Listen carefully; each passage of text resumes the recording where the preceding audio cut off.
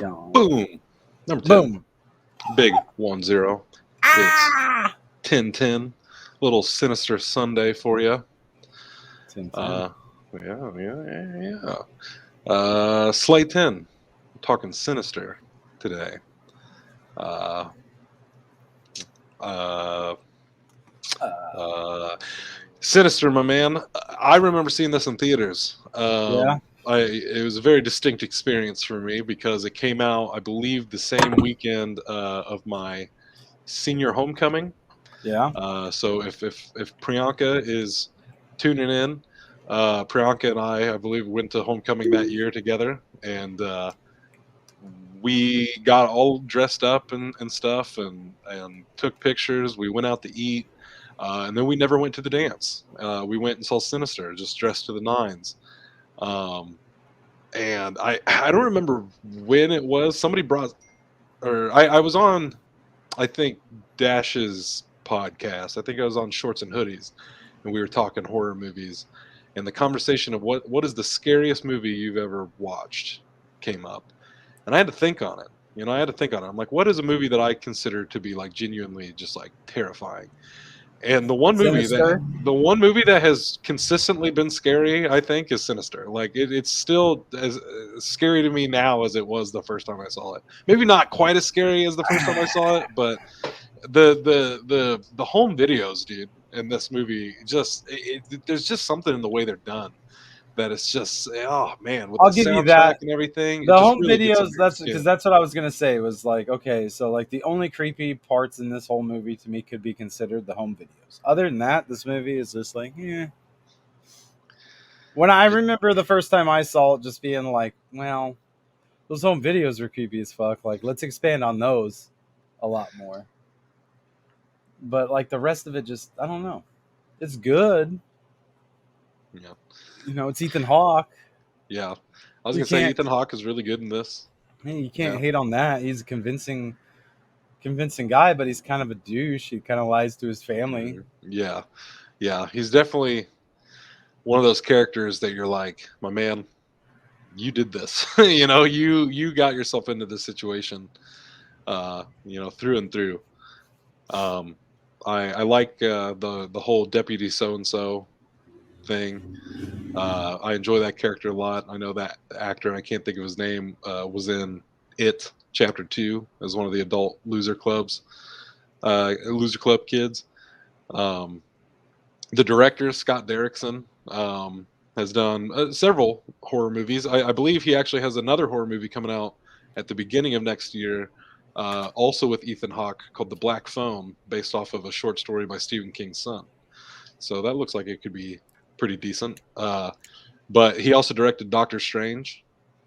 So he's got a good little lineup under his belt. I think another movie he's done that's super scary to me was Deliver Us from Evil. That was one that I also found quite frightening when I saw it for the first time. Uh, but I don't know. For me, Sinister is just one of those movies that like it just kind of gets under your skin a little bit, like in weird ways. With the home videos for sure. Like the one scene I look away from every single time, and if anything, it's a movie that only becomes worse because you're anticipating it so much. Like some shit's coming, and you've wound yourself up so tight waiting for the scare to happen that it's just worse because you've done that to yourself. But the lawnmower scene, like hands down, just the one scene every single time I watch this movie that I'm just like, I'm waiting for it to happen, and then it hits every time, and I'm like, oh god damn.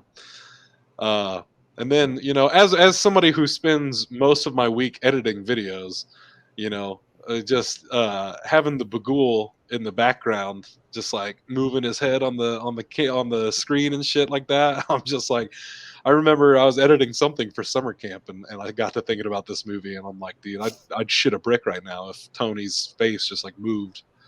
I'd be like, oh my god. Yeah. uh, and little kids creep me the fuck out after this movie came out too. Like, there's been a lot of creepy kids in movies, but like this one in particular, the big twist, spoilers, is that the kids are the ones that committed all the murders. And I thought that was cool. Like the first time I saw it, I thought that was an interesting twist. And it definitely, like, I don't know, every time I saw a small child after I saw this movie, I'm like, yo, back the fuck up, you sinister kids. I'm looking up some facts. Let's hear them. Let's hear some facts. Uh, the scenes in the movie showing the Super 8 home videos were filmed with a real Super 8 video camera. Definitely have that feel. Fun fact. Fun fact. Ethan Hawke plays a writer, which he is in real life. Fun fact. I did know that. I did know that.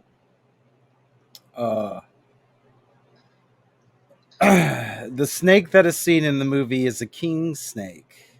You can identify him as the non-venomous snake by doing the rhyme red on yellow.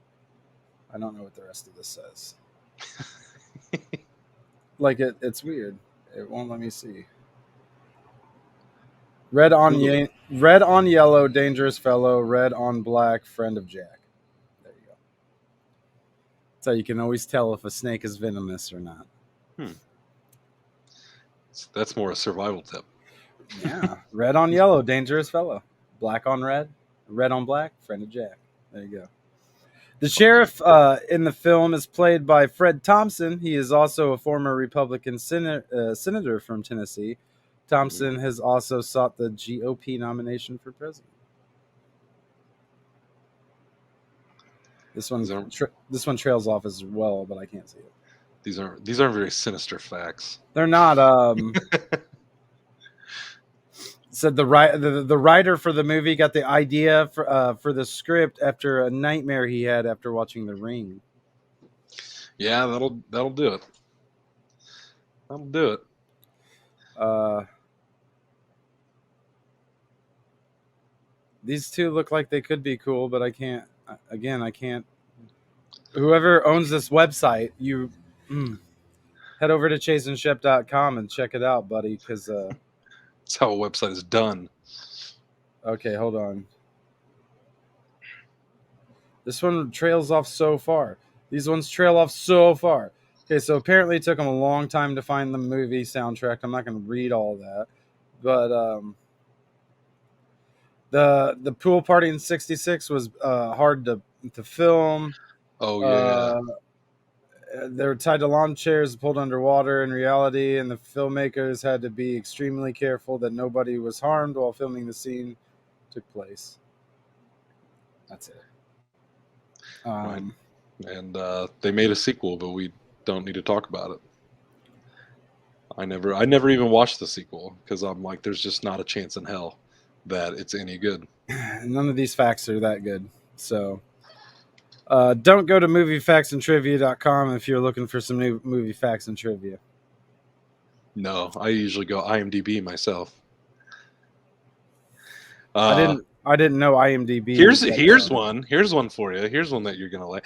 The family that was hanged on a tree were all played by stuntmen. However, when the scene was first done, the stunt coordinator botched the preparations for the scene, resulting in the actors being legitimately hanged and choked.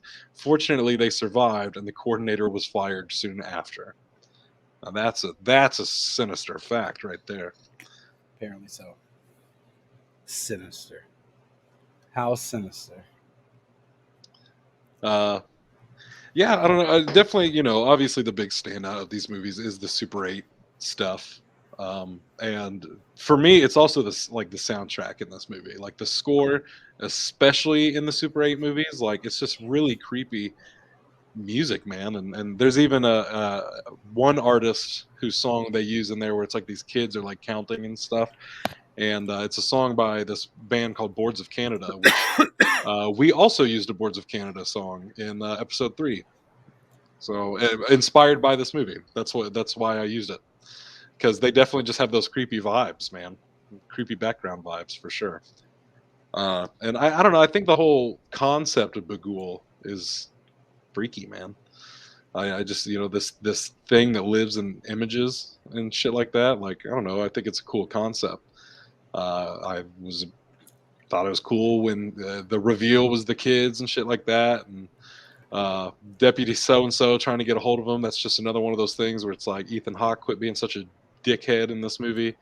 Answer your phone. Homie's trying to help you out. Could have saved a life. I just punt those little fucking kids, though, man. That's all I think when I see kids. Yeah, but it's like, you know, Puh, the daughter puh. got him. You know, it's like he didn't know. It's like if you knew, you could just be like punting little kids. But like when they drug your coffee, you know, and you wake up getting chopped the fuck up, and she's finger painting with your blood. Yeah, you know, it's a little too late. It's a little too late. So yeah, if you're like on the fence about having kids, like don't watch this movie because it's not going to help you make that decision. Fuck them kids. Yeah. Um, Kids. yeah. Honestly, though, not a whole lot to say about Sinister. All in all, It's pretty just good. yeah, it's a good one. I enjoy it. It still gives me a fright when I watch it. There's like key moments, and they're all like jump scares too, but they all still get me every time. Like Yeah. every time, like at the end when Bagul's just like blah, like you know, just like fucking jumps in, and you're like fucking stuff like that. So that being said, what's that score looking like? I think I'll give it a 7 out of 10. 7 out of 10. I Word. like it. It's all right. Word.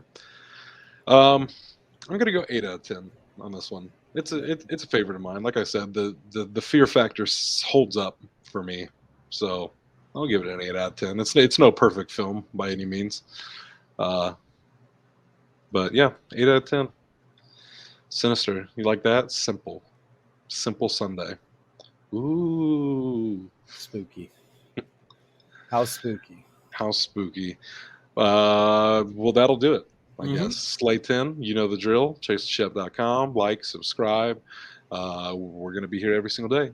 You know it. See you tomorrow.